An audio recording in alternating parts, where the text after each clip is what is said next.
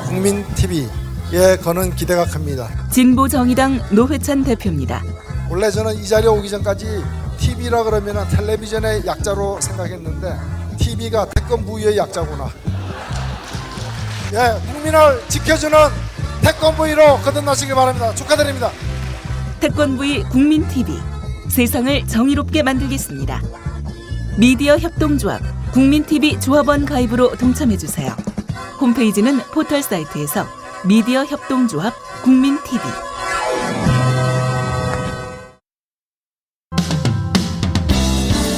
지금 여러분께서는 국민TV 라디오 정운현의 타임라인을 듣고 계십니다. 계속해서 이슈 인터뷰가 이어집니다.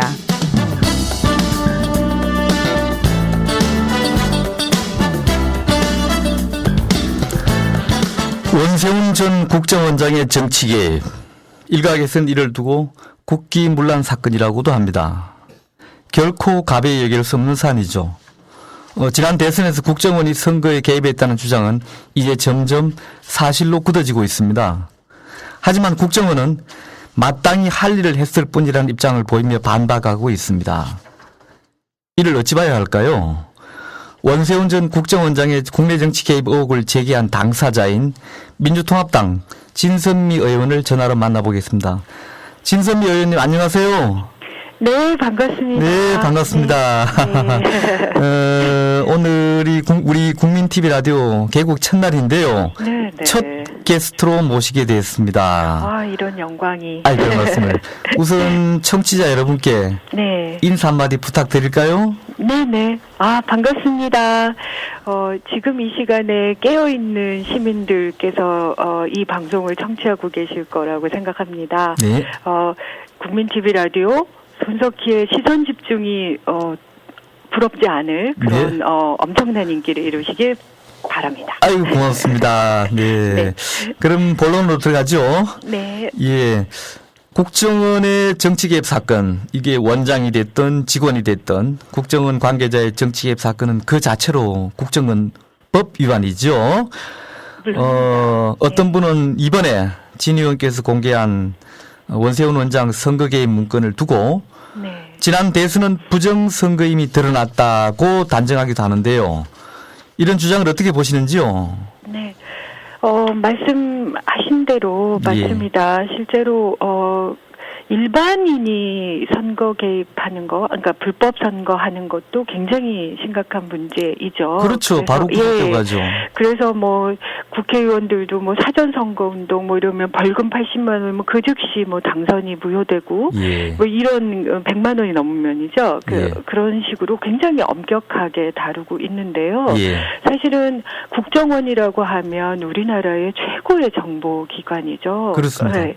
그런 정보기관이 어느 한쪽을 편을 들어서 개입을 해서 어떤 결과에 영향을 미쳤다고 하면 예. 그거야말로 정말 엄청난 일이죠. 그래서 우리가 지금 뭐 끊임없이 헌정 파괴다, 뭐 국기문란이다, 심지어는 어떤 분들은 내란죄다, 뭐 이렇게들 얘기하시고 있는 거예요. 그렇습니다. 법률 전문가들도 그런 얘기를 하더라고요. 네. 예. 그래서 사실은 이 부분이 정말 어느 한 사람의 범죄 혐의 이게 아니고 예. 이걸 통해서 우리가 얼마나 그 권력 통제라는 것이 필요한가에 예. 대한 고민들을 통해서 조금 더 새로운 대안이 마련되어야 될 것 같습니다. 예. 논란이 됐던 여직원 김모 씨 이외에 최근에 또 한 명이 발견됐다고 보도가 나왔더라고요. 지금 현재 3사람입니다. 아, 3사람입니까? 네네. 예. 자, 최근에 원세훈 전 원장이 출국하려다가 네. 출국 금지 조치가 내려졌는데요. 네. 출국 의도를 뭐라고 보십니까? 저는 이게 저희는 참 우려스러운 거죠. 예. 그분들의 주장은 일단 뭐 일본에 여행을 가려고 했다. 여행요? 예.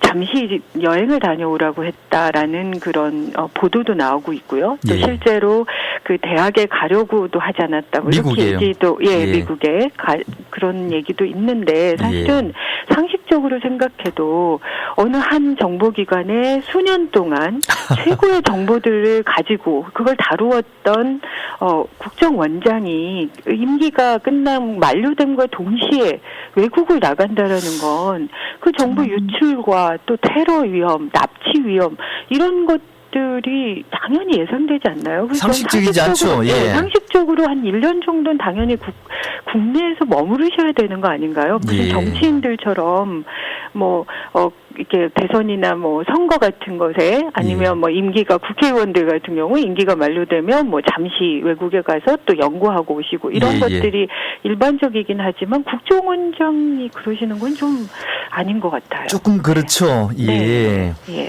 그 최근 언론 보도에 따르면은 그 원 전 원장의 선거 개입뿐만 아니라 네. 그의 도덕성 문제, 구체적으로는 해외에 있는 해외에 호화 주택을 사뒀다 이런 얘기에서 검찰이 원 전 원장을 주시하고 있다는 얘기도 있습니다. 네. 혹시 보셨습니까?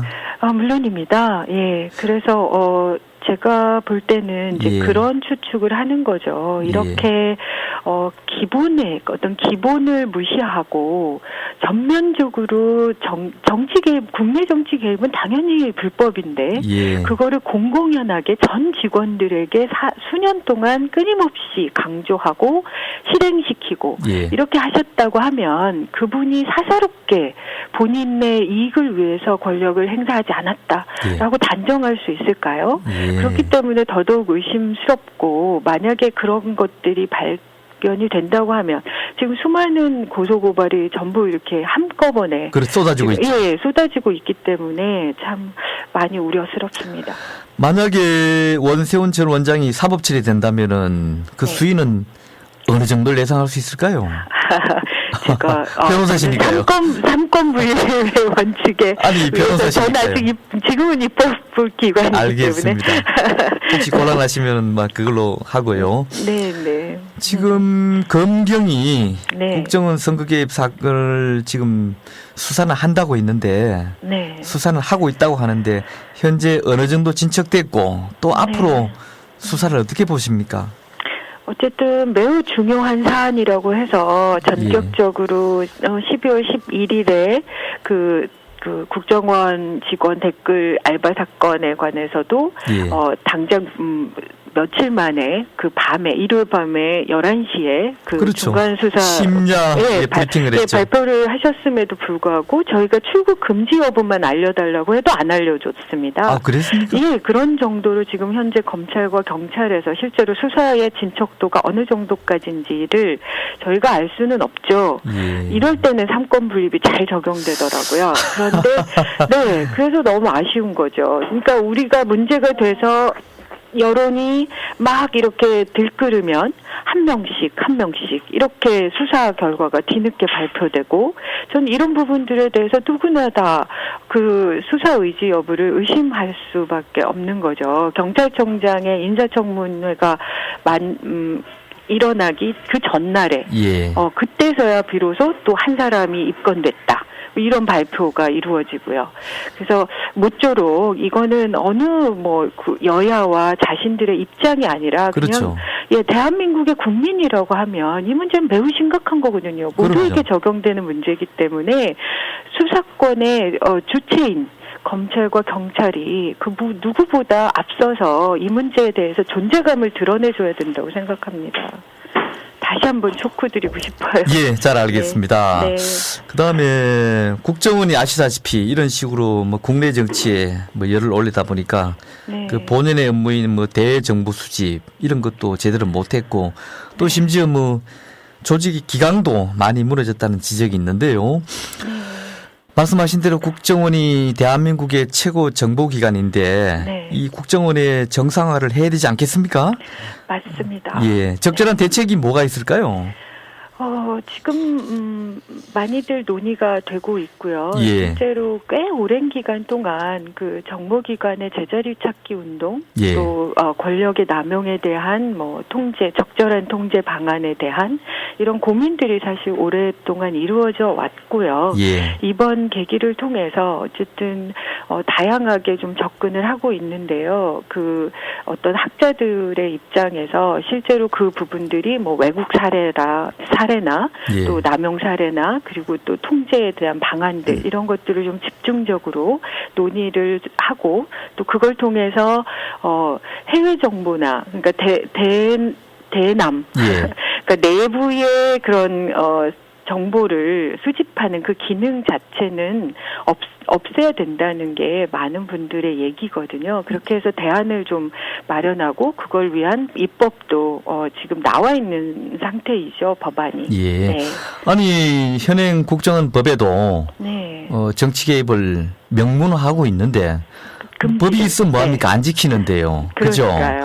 맞습니다. 지금도 또다시 이와 관련해서 좀 더 강화된 개정안이 제출됐습니까? 준비 중입니까?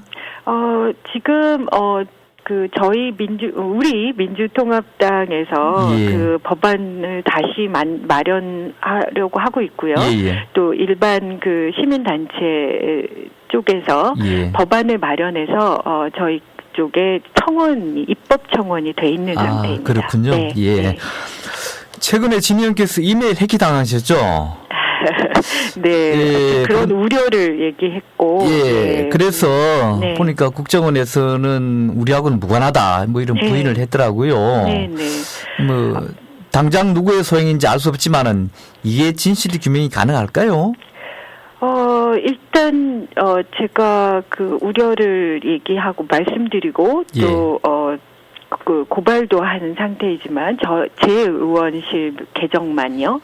그런데 사실 여전히 의혹은 많이 남아 있는 상태고요. 사실은 제가 변호사였지 이런 이렇게 세심하게 그런 기술적인 부분들은 잘은 모르기는 하지만요.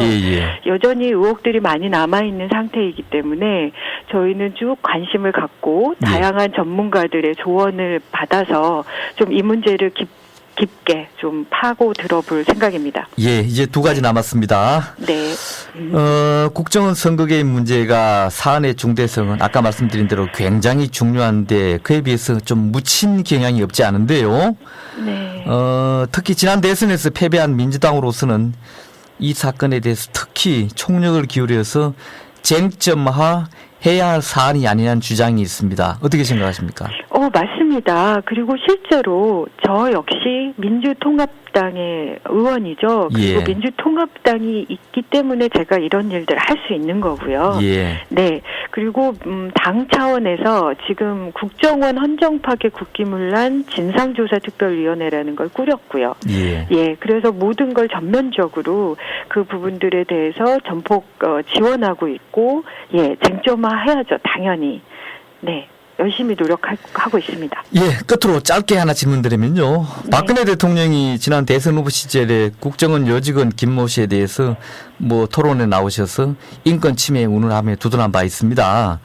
그런데 아시다시피 국정원의 선거 개입이 이제 사실로 확인된 지금 박 대통령도 뭔가 입장 표명을 해야 한다는 주장이 있습니다. 이 점에 대해서 짧게 한마디 해 주십시오. 당연합니다. 우리 민주통합당이 계속 그 문제들에 대해서 지적하고, 촉구하고 있습니다. 일단 심재철 의원이, 그 사건과 관련해서 말도 안 되는 불법 감금 등의 혐의로 11명의 민주통합당 의원을 고소했습니다. 그 안에 제가 들어있습니다. 그렇군요. 그러고 그 당시에 많은 분들이 아시지만, 11시 일요일 밤 11시에 그게 전격 발표가, 중간수사 발표가 허술하게 발표가 된 이후에 이틀 동안 너무나 중요한 선거 기간 동안 끊임없이 저희들을 비난하고, 그랬죠. 그렇다고 하면 이제 이 정도 발표가 났으면 저는 충분히 의사표현을 당연히 해야 된다고 생각합니다. 자, 오늘 얘기는 이 정도로 맺을까 합니다. 바쁘신데도 시간 내주셔서 감사합니다. 네, 고맙습니다. 지금까지 민주통합당 진선미 의원과 함께했습니다.